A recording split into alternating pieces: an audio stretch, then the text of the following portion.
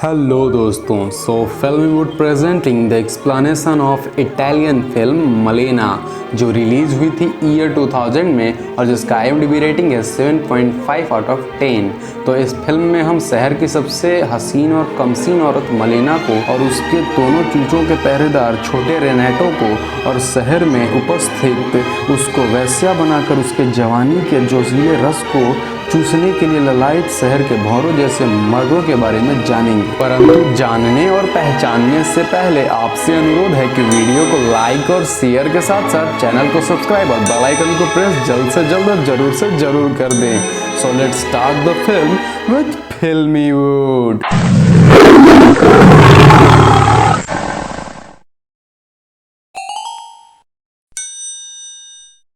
तो film start होता है और हमें सेकेंड वर्ल्ड वॉर के टाइम पर इटली के एक टाउन सिसिली में रेनेटो नाम के एक लौंडे लपाटे को दिखाया जाता है, जिसके फादर आज उसे एक सेकेंड हैंड साइकिल दिलाते हैं। ये साइकिल मिलने की खुशी में वो इतना बेचैन हो जाता है कि साइकिल पर बैठकर गाना गाने लगता है कि साला मैं तो साहब बन गया, साहब बन के कैसा तन गया, ये गांड मेरी देखो कैसे फटफटिया के सीट पर सजी है जैसे गांड हो लंदन के राजकुमार का, साला मैं तो साहब बन गया। फिर वो गुंडा गिरोह गैंग के लड़कों के पास दोस्ती का प्रस्ताव लेकर जाता है, जिस पर वे लोग रेनेटो की ऐसी उत्तेजनापूर्ण मनोदशा को देखकर गुंडा गिरोह गैंग में शामिल कर लेते हैं। फिर वे लोग वहां पर बैठकर मलेना के दीदार करने के लिए इंतजार करने लगते हैं, क्योंकि मलेना आज उसी रास्ते से जाने वाली थी। आपके पूछने से पहले ही बता देता हूँ कि मलेना उस टाउन की सबसे खूबसूरत औरत थी। उसके गदराए स्तन और कामुकता में मखमली चूतड़ किसी भी जीव के निर्जीव लंड को सजीव और वासनामय कर सकता था। मलेना के मासूम रूप और सुर्ख गुलाबी होठों से निकलती मुस्कान मुर्दों को भी जिंदा करने के लिए काफी थी। टाउन का हर मर्द चाहता था कि मलेना उसकी हो जाए, रात को उसके लिए आह आह की आवाजें निकाले। हर कोई उसके हुस्न का दीवाना था और वही महिलाएं मलेना से खूब जलती थी। हमारा लौंडा रेनेटो जब पहली बार मलेना को देखता है तो देखता ही रह जाता है और मन ही मन मलेना से इश्क कर बैठता है। फिर आगे हम देखते हैं कि रेनेटो मलेना के फादर के स्कूल में ही पढ़ा करता था। चूंकि मलेना के फादर दोनों कानों से बहरे थे, इसलिए स्टूडेंट्स उनका खूब मजाक उड़ाया करते थे। फिर उन्हीं में से एक स्टूडेंट खड़ा होता है और बोलता है कि अबे बुढ़े, क्या मैं तेरी प्यारी बेटी मलेना को पेल सकता हूँ? जिस पर बुढ़ऊ कहते हैं हाँ हाँ क्यों नहीं, जल्दी जाओ। और ये सुनकर क्लास के सारे लौंडे लपाटे बुढ़ऊ को गरियाने और मजाक उड़ाने लगते हैं। फिर हमें मलेना के लिए बेचैन रेनेटो को दिखाया जाता है, जो इतना बेचैन था कि रात में 4 बार मुठ मारता है, पर उससे उसकी बेचैनी खत्म नहीं होती। फिर अगले दिन रेनेटो स्कूल जाने की बजाय मलेना के घर के बाहर जाकर बैठ जाता है। फिर कुछ देर बाद मलेना जब अपने घर से बाहर आती है और रेनेटो को अपने घर के बाहर देखती है तो उसे सिगरेट लाने के लिए पैसे देती है और जानबूझकर पैसों को नीचे गिरा देती है। और जब रेनेटो पैसे उठाने के लिए नीचे झुकता है तो रेनेटो को अपने कोमल और कामुक जंघाओं को बेहद करीब से दर्शन कराती है। पर वास्तविकता में ऐसा कुछ नहीं होता है, ये सब बस रेनेटो का स्वप्न मात्र था। रेनेटो एक टीनेजर था, पर वो बड़ों की तरह रहना चाहता था, इसलिए एक दिन वो अपने फादर के पैंट को कटवाकर पहन लेता है। इस बात से उसके फादर उस पर बहुत गुस्सा होते हैं और उसे मरे जिए खूब मारते हैं, पर रेनेटो फिर भी बाज नहीं आता है और दिन रात बस मलेना को देखते रहता है। रेनेटो मलेना के छत पर बने एक होल से मलेना को देखा करता था, पर मलेना इस बात से बेखौफ थी कि कोई उस पर नजर रखे हुए है। मलेना उस घर में अकेली रहती थी। उसका पति इटालियन आर्मी में था। मलेना उस घर में बहुत अकेली महसूस करती थी। पर दूसरी ओर टाउन में ये चर्चा चल रहा था कि उसका अफेयर टाउन के कई मर्दों के साथ है और वो कई एक मर्दों का केला चूस चुकी है और कईयों से अपना छेद भेदवा चुकी है। पर रेनेटो सारी सच्चाई जानता था और वो ये भी जानता था कि ये सब बस अफवाहें हैं। मलेना बिल्कुल सती सावित्री है। रेनेटो आधी आधी रातों में मलेना को इमेजिन करके एक मंत्र पढ़ा करता था कि ओ गोरे बदन वाली छोरी कब मेरे लिए पैंटी उतारेगी, हाय कैसे उन कोमल होठों से मेरा नाम पुकारेगी, मेरा बदन तो जम जाएगा जब तू अपना नंगा जिस्म पसारेगी, कैसे उन मखमली हाथों से मेरे केले को संवारेगी, क्या वो दिन आएगा कभी जब तू मेरे नुन्नू को दुलारेगी, मेरे नुन्नू को पुचकारेगी। और ये कविता पाठ करने के बाद रेनेटो अंधाधुंध मुठ मार के वीर की बारिश कर देता था। जब भी मलेना घर से बाहर निकलती थी तब टाउन का हर साइज का मर्द, लड़का, बूढ़, जवान सब उसे ही देखा करते थे और अपने अपने खड़े लंड पर चिकोटी काटा करते थे। चूंकि वो बेहद अकेली और खूबसूरत थी, यह सब जानते हुए भी वो चुप रहा करती थी। मलेना हर रोज अपने फादर के घर जाती थी और अपने पिता की देखभाल करती थी। फिर एक दिन खबर आती है कि मलेना के पति जंग में शहीद हो गए हैं, जिसे सुनकर वो शॉक्ड हो जाती है और एकदम से बीमार हो जाती है, जिससे पता चलता है कि वो अपने पति से कितना प्यार करती थी। फिर आगे वो अपने फादर के यहाँ रहने चली जाती है। एक दिन रेनेटो टाउन में उछल कूद कर रहा था, तभी वो सुनता है कि वहाँ सारे लोग मलेना को देखकर रंडी रंडी चिल्लाने लगे हैं। वे लोग बोल रहे थे कि वो पैसों के लिए अब किसी के साथ भी सोती है, वो एक मशहूर रंडी है। यह सब सुनने के बाद रेनेटो को बहुत गुस्सा आता है, क्योंकि वो सारी सच्चाई जानता है। फिर इवनिंग में रेनेटो उसे उसकी खिड़की से देख रहा होता है और इमेजिन करता है कि वो उसके पास आ गया है। और तभी रेनेटो कहता है कि ना होना परेशान ऐ मेरी जान, बस कुछ साल रुक जाओ, जब तक मैं हो जाऊं जवान। फिर मैं रखूंगा तुम्हारे चूचियों और चूतड़ों का बड़े अच्छे से ध्यान। फिर मैं रखूंगा तुम्हारे पूरे जिस्म का बड़े अच्छे से ध्यान। और फिर वो चर्च जाता है और गॉड से प्रे करता है कि प्लीज़ तुम मलेना का ध्यान रखना, जिसके बदले मैं यहाँ रोज आके कैंडल जलाया करूँगा। फिर एक दिन मलेना के फादर को एक लेटर मिलता है, जिसमें लिखा होता है कि मलेना का संभोग संबंध टाउन के हर मर्द के साथ चल रहा है और तुम्हारी बेटी टाउन की मशहूर रंडी बन चुकी है।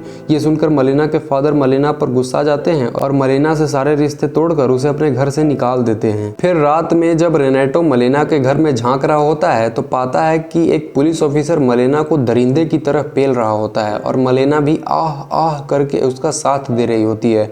फिर जब चुदम चुदाई खत्म करके वो ऑफिसर घर से बाहर निकलता है तो उसे एक डॉक्टर मिलता है।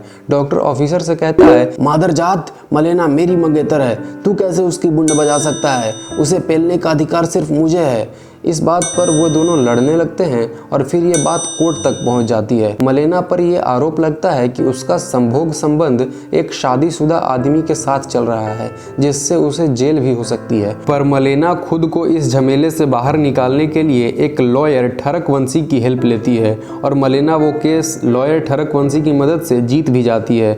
पर लॉयर ठरकवंशी मलेना के जिस्म का भोग लगाने के लिए भूखा था। वो दरिंदा मलेना के मजबूरी का फायदा उठाता है और ज़बरदस्ती मलेना के दूधिया जिस्म को नोच चोथ कर अपने हवस को शांत करता है और असहाय नंगी धड़ंगी मलेना रोते बिलखते इस शिकारी ठरकवंशी के लंड का मार और वीर्य का बाढ़ सहते रहती है। लॉयर ठरकवंशी द्वारा मलेना पर हो रहे जुल्मों सितम को रेनेटो बर्दाश्त नहीं कर पाता है और आंखों में आंसू लिए पेड़ की टहनी से नीचे गिर जाता है।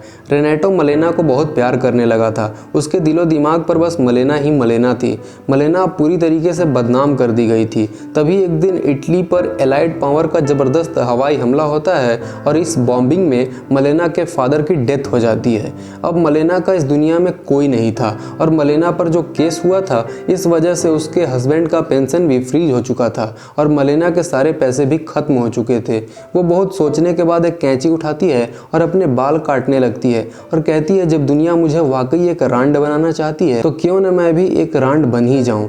कम से कम पेट तो भरा रहेगा और नीचे वाला खेत भी। उसी रात मलेना के घर एक आदमी आता है और वो मलेना के साथ मजा मारने के लिए मलेना के चूतड़, जांग और गर्दन आदि आदि जगहों पर अपने हाथ रगड़ने लगता है, जिस पर मलेना उसका बिल्कुल विरोध नहीं करती, बल्कि मलेना भी उसका लंड हाथ में लेकर के सहलाने लगती है। फिर दोनों जी भर के एक दूसरे के जिस्म को निचोड़ते और रगड़ते हैं, फिर चुदम चुदाई करके सहवास के सुख से भरपूर हो जाते हैं।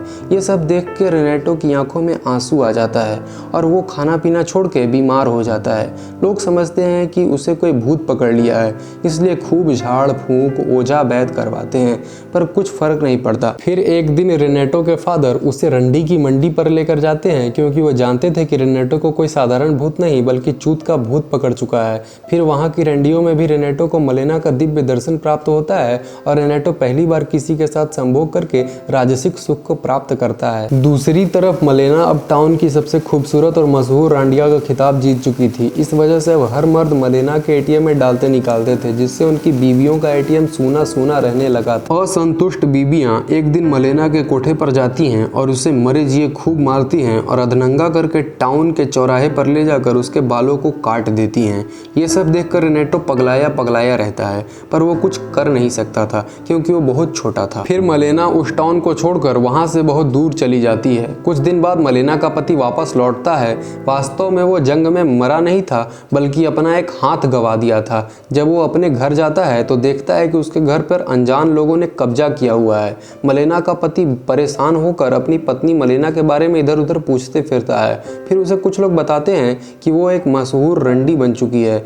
जब वो ये बात अपने दोस्तों से पूछता है तो उसके दोस्त उसे खूब मारते पीटते हैं और मलेना के बारे में उल्टा सीधा कहते हैं। उसकी यह हालत देखकर रेनेटो मलेना के पति को एक लेटर लिखता है। मलेना का पति सारा सच जानकर अपनी पत्नी को ढूंढने चला जाता है। हम आगे देखते हैं कि मलेना कुछ दिनों बाद अपने पति के साथ वापस लौटती है, परंतु इस बार लोगों का व्यवहार मलेना के प्रति चेंज हो जाता है।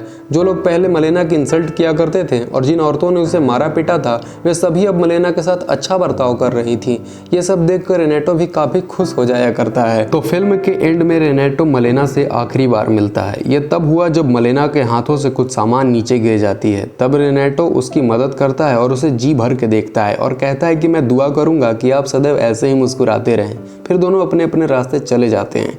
तब हमें रेनेटो बताता है कि बहुत वक्त बीत गया, मेरी लाइफ में बहुत सारी लड़कियां आई और चली गईं, पर वो तो सिर्फ एक है जिसे मैं कभी नहीं भूल पाऊंगा, और वो है मेरी प्यारी बेचारी मलेना।